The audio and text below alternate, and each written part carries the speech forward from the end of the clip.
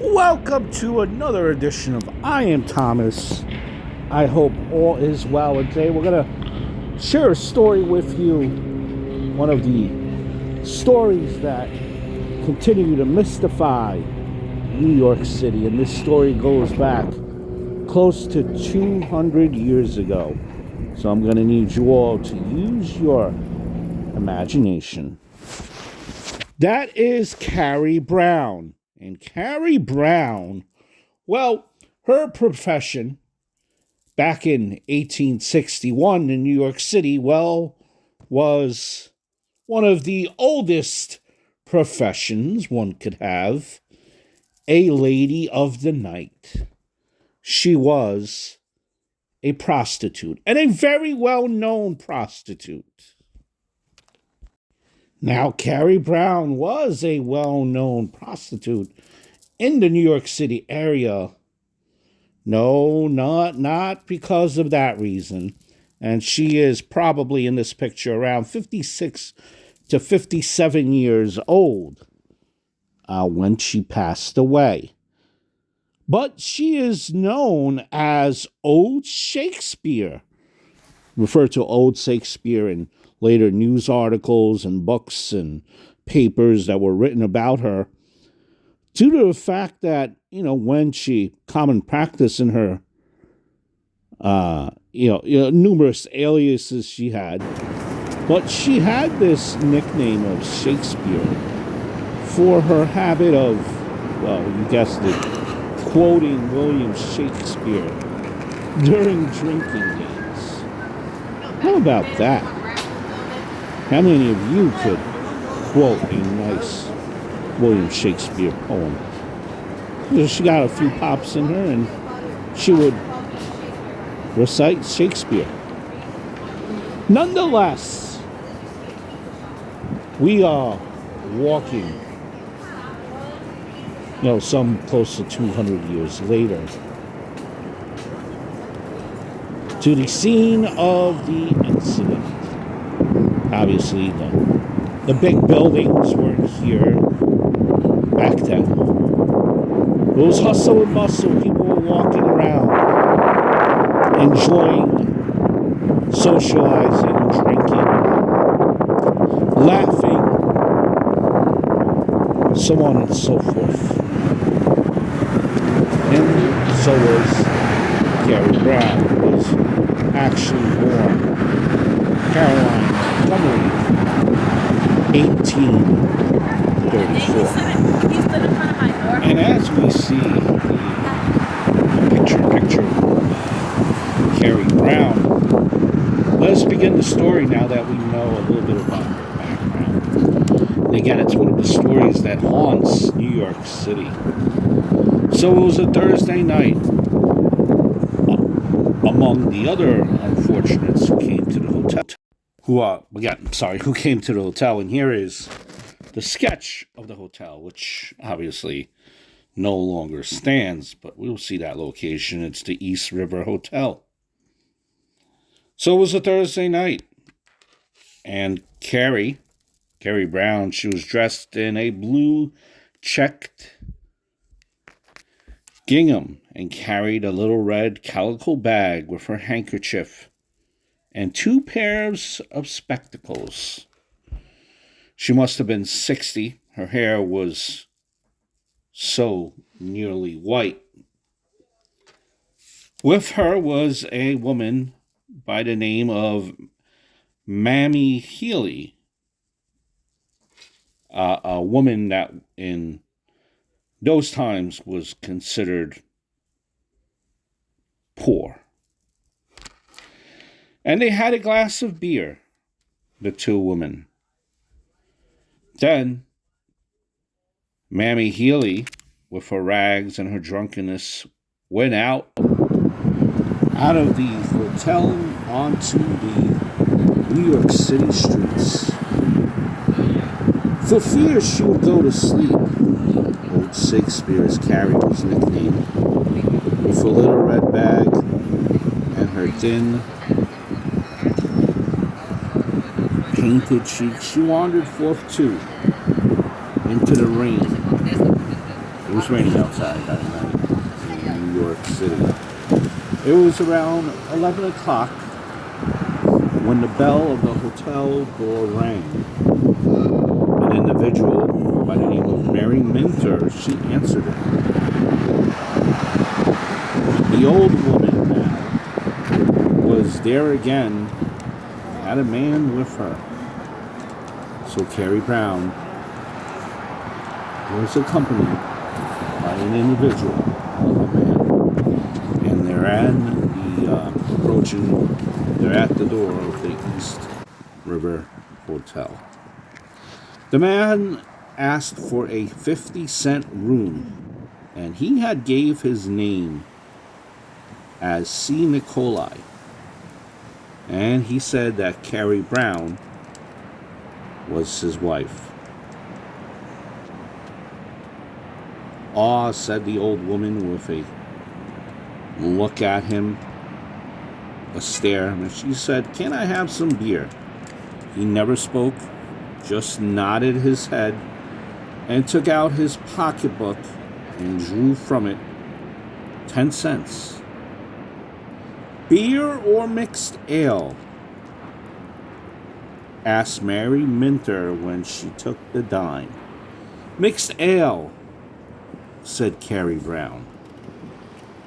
Now this is all accounts of what happened during that night, and it's all been published in publications way back when, newspapers explaining the details, the events of that night. Now, there you see it in the corner there. That is a sketch of how Mary Minter, who was working at the hotel, how she looked like. So, Carrie Brown wanted mixed ale. And Mary Minter, well, she went to the bar, got a pail of mixed ale, brought it back, and handed it to Carrie and C. Nicolai. And at that point, they turned around, went up the narrow, uneven stairs. It was about 4 flights. Mary Minter at that time, said her goodbyes. She said good night, and she went about her business for the night. Now, the night at the East River Hotel passed as most nights do. Now, it is doubtful that that type of a place is ever closed. When morning came, the front door was open, and at 9 o'clock, the housekeeper asked an individual by the name of Eddie Fitzgerald to go up and clear the floors. When he reached the 5th floor, Fitzgerald came to 31. That was a corner room. To the left of the door stood the wall. Rather, to the left of the door, against the wall, stood the bed. Now, the door opened against it, and Fitzgerald had to push the door's width and get away into the center of the room before his sight fell upon the bed. There, nude from feet to breast, lay Carrie Brown, old Shakespeare, as she was known in many circles. Above the shoulders hung a confused mass of clothing, and the bedcloths tumbled over against the wall. The woman's feet was described as towards the door, and she lay at the outer edge of the bed. But her head was on the center Now there was blood on everything. Blood on sheets, quilts, bedstead, floor, smeared in finger marks upon the limbs, which were still shapely, it said, despite her age. The body was twisted, the left leg crossed above the right, under which lay entrails at the women, which the butcher in his frenzy had clawed out. And this is the scene, the sketch of how the murderer looked like in that room of Miss Carrie Brown. Both shoulders lay flat upon the bed, and it seemed as though the murderer had twisted the limbs over toward the wall in furtherance of his awful object. This was, make no mistake about it, a brutal crime scene. The right arm was under the woman, and the skinny hand reached out as if clutching at something beyond the sideboard of the bed. Beneath the right thigh was thrust the knife with which the murderer had been done, the bloody handle still projecting, still pointing out. It was a horrible picture, and it struck upon the sensitive palate of little Fitzgerald's intelligence in his second. So, he right away was screaming, and, the hotel did call the police to investigate. Actually went, to police headquarters. Inspector Burns had ordered Detectives Crawley and Grady to the place and right to the hotel was police and Coroner Schultz of the New York City Department was soon on the scene. He observed that around the murdered woman's head was tightly wrapped in old white cotton skirt. When Coroner Schultz took that off, he disclosed that old hard gin-stained face drawn into a look of intense pain. Disheveled gray hair hanging down her back, and the throat showed marks of fingers that had clutched it. It was evident that poor Miss Carrie Brown, she had suffered a fate of being strangled to death. Then had followed the mutilation, which connected the crime, many thought back then, at that time, with Jack the Ripper's handicraft. They suspected that Miss Brown was the victim of Jack the Ripper, which sent shockwaves through New York City in hysteria, which was a serial killer in Jack the Ripper. So, beginning near the end of the spine, the murderer had cut deeply frontward to a point on the lower part of the abdomen, and then back again to where he started. What he cut away had disappeared. He must have taken it with him. There was no sign of it in the room. Complete horror scene.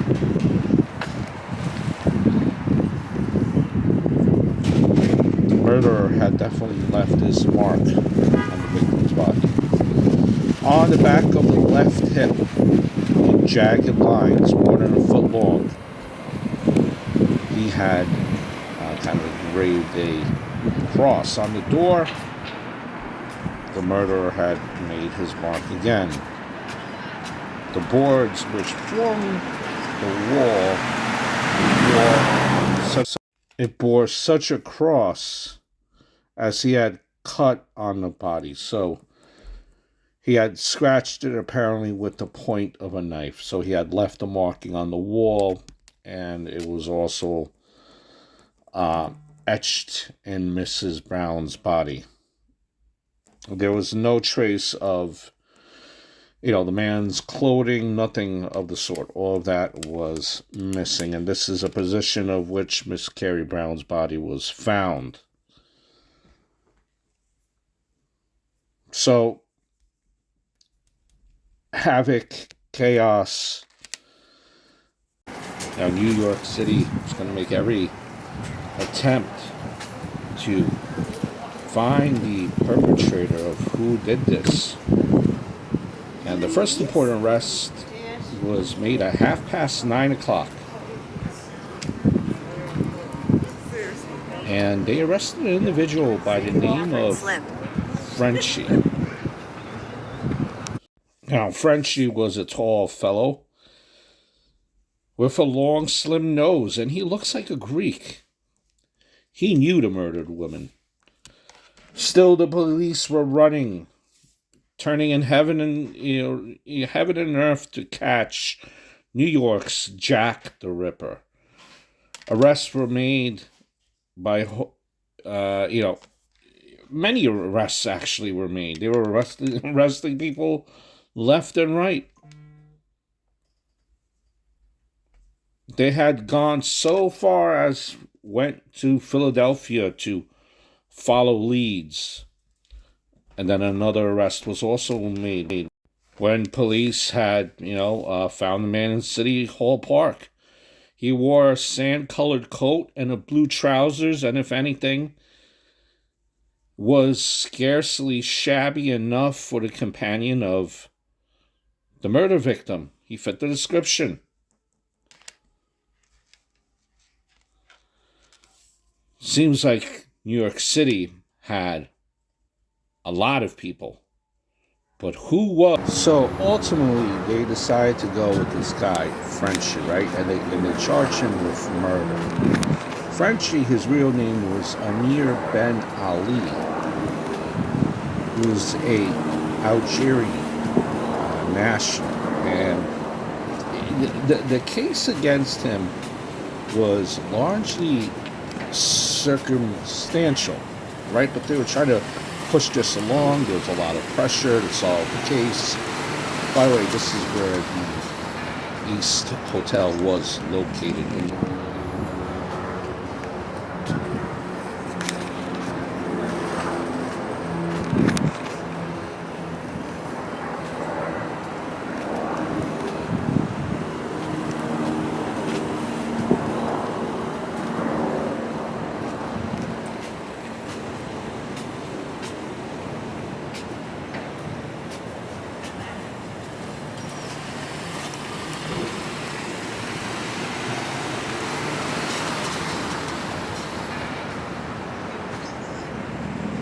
So right, this is how the area looks like now. And again, like I was saying, largely circumstantial. But the primary claim that they had was that unidentified bloodstains had been found leading from the room to where Brown was killed into the room where he was staying in. Because Frenchie was staying in the hotel the night of the murders.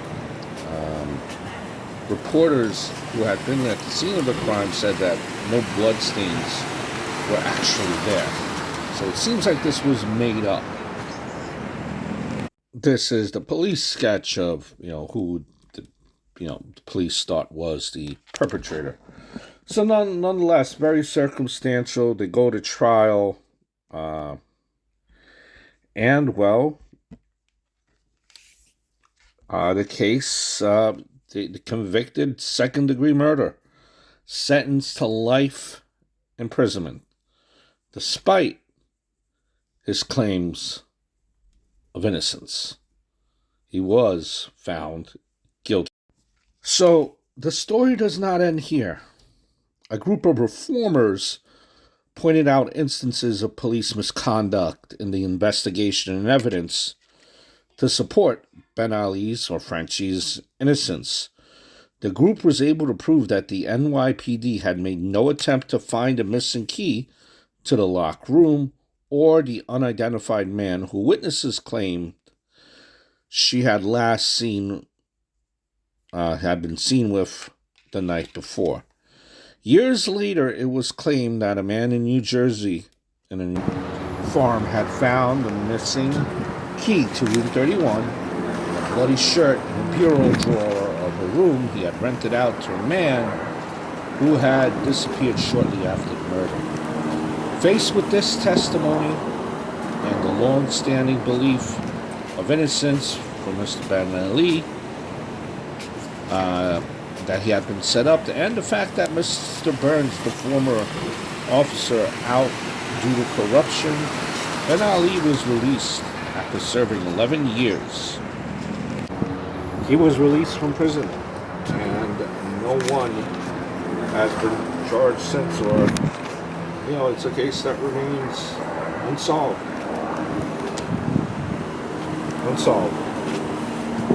You could almost understand why there was such a rush to find one in charge, but the job was not done right. And the case has been a mystery.